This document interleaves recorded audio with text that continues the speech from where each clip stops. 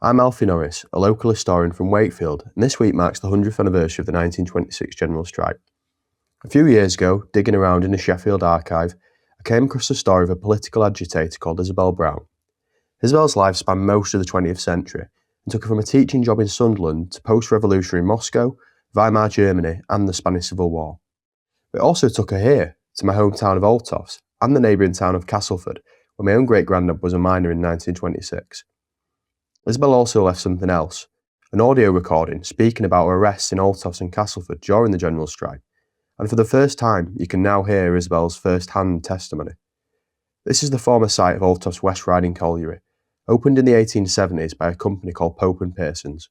By the 1920s, Britain's 1.2 million coal miners had coalesced into a national trade union called the Miners' Federation of Great Britain. Seeking to increase profits, mine owners across Britain proposed cutting miners' wages and increasing their hours. This was rejected by the Miners' Federation, and the private mine owners locked out the miners in an effort to force them to accept these conditions. To support the miners, the Trade Union Congress, the body which brings together all Britain's trade unions, called a general strike, and between the 3rd and the 12th of May 1926, around 1.5 million British workers went on strike in an attempt to help the miners win in their confrontation. But who was Isabel Brown? Isabel was born in 1894, the youngest of 3 sisters. Despite the family not having much money, she gained a high school education before going on to receive a scholarship to Sunderland Teacher Training College. A devout Christian in her early years, her beliefs were shaken by the First World War, and her work as a teacher brought her into contact with trade unionists, as well as exposing her to the poverty of many of her students. In 1920, Isabel was a founding member of the Communist Party of Great Britain, and in 1920 married a Yorkshire communist called Ernest Brown. The couple had little money, and they actually moved to Moscow in 1924, after Ernest was appointed as the British representative to the Communist International, a body whose aim was to spread communism worldwide. The couple's arrival in Moscow came only a few years after the Russian Revolution and the Russian Civil War, out of which Soviet forces had been triumphant. While in Moscow, Ernest worked for the Communist International, while Isabel took a job working with the Soviet Ministry of Education. The early 1920s were a time of major international upheaval. In Europe, civil wars raged across Russia, Ireland and Finland, while the new ideologies of communism and fascism inspired revolutionary violence in cities such as Munich, Milan and Budapest. In Britain, millions of ex-servicemen returned home to a depressed economy, not to the land fit for heroes that they were promised. The British economy was entirely reliant on coal. It powered factories, homes, trains and allowed transport across an empire which was then at its greatest territorial extent.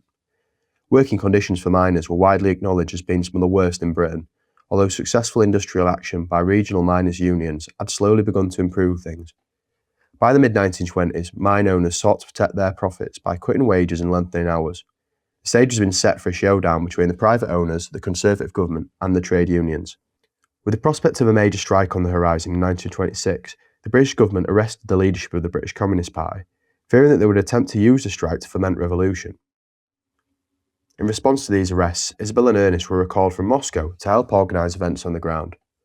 With Britain on the edge, the story of Isabel's arrival in Yorkshire is best told through her own voice. It was nearly May Day, and when the people up there knew I was coming up, they immediately asked me to speak at the May Day demonstration in Castleford in the mining area. And that was on May Day when the general strike was to start at midnight. So I left Kenneth, my son, with the family, went a few miles to Castleford, and made my speech. At the end of the speech, I was taken by the friends round me to have some tea, and then I was to make my way back home. But I think I went by train. I don't know if there were buses then or tram, I can't remember. But instead of that, while we're just finishing tea, 2 policemen came and I was arrested and charged with words and acts likely to cause disaffection among His Majesty's civil population and armed forces. I was the first one arrested of our people, and the local friends panicked a bit and rushed away to get a solicitor to defend me, the first and only time. Because, as you know, when you're have a legal defender, You can only go in the witness box and be subjected to his questions and the prosecution's questions. And I could have no say whatsoever. So I was very cross when they told me they'd got a solicitor. I said, well, I want to see him at least an hour before I'm called for trial. And he was a young man. And I asked him if he'd ever defended a political person before on political charges. He said, no. I said, well, normally you want to do the best you can for your client. And you try to get them off if you can get them off. I said, that's not your approach to me. The approach I want you to make is to justify me in making that speech. Because the basic thing I said, I want to appeal to all of you to remember it's your fathers and brothers, mothers and sisters that are involved in the general strike, and don't let them use you against them. Remember Featherstone. Now, I don't know if that rings a bell with you, but it's a mining village only 3 miles away from where I was speaking, where in the 1880s or something, troops were used to shoot on miners and some were killed. So it's a historic, and I think that was the thing that they really were after me about, you see. Anyhow, this solicitor just didn't have the faintest clue of how to deal with me, nor did I have any experience to guide me. The bench was composed entirely of coal miners, so they were privately owned, coal owners, I mean, and that raised a scandal in the House. I was sentenced by that court to 3 months imprisonment, 2nd division. The only difference that made was that you wore a different coloured Victorian dress. But then the problem was in Wakefield, the trial. I refused to have my fingerprints taken. I wouldn't give them, because I knew they could get them if they wanted to. But I didn't give them, because I claimed I was not a criminal, I was a political prisoner. So I did 3 months imprisonment. Well, the general strike collapsed on the 12th of May 1926. Miners across Britain stayed locked out until the following November, when they were forced to accept lower wages and longer hours. Isabel continued to support the miners and was arrested again in my hometown of Altofs, something she vividly described in her interview. And it happened that I went to a little village. I remember its name, Altofts, a mining village, entirely mining, for an afternoon open-air meeting.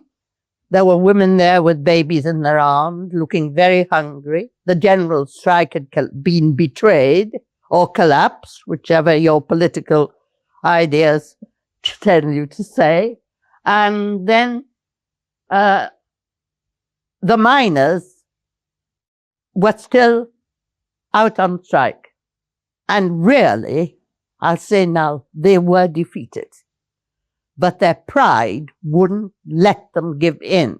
And I had the job of getting up to speak to a crowd of miners and their wives. And it happened to be the day on which our present Queen was born. Now you can imagine what a lot of gush there was in the newspapers. And I looked at that crowd and I thought, what can I say? I cannot tell them to go back, although I thought they should.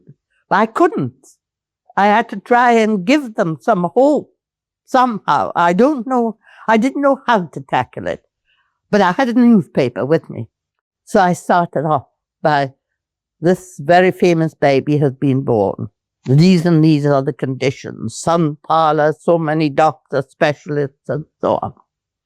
And then I said, I'm not a woman that would say that a woman bringing a child into the world shouldn't have the best conditions possible. But I can't help contrasting your position with your babies in your arms with what we are seeing on the other side. And there I was in the class war and making the point then. I was arrested after that meeting.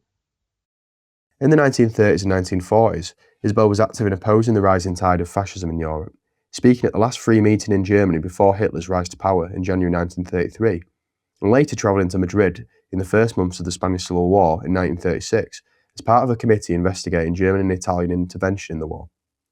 Despite being seriously injured during the London Blitz in December 1940, she remained a keen political speaker and a member of the British Communist Party up until her death in 1984. She was even the subject of a New York Times interview in 1944, who described her as a short, stout, middle-aged woman of no style or social pretension. Isabel, for her part, was dismissive of her imprisonment during the general strike, telling the Times it sometimes interests people that a respectable woman has been jailed. To learn more about the general strike and the Wakefield miners' leader who led it, Herbert Smith, visit Culture of Coal on Spotify or YouTube and follow along on Instagram at Culture of Coal too. Thanks for listening.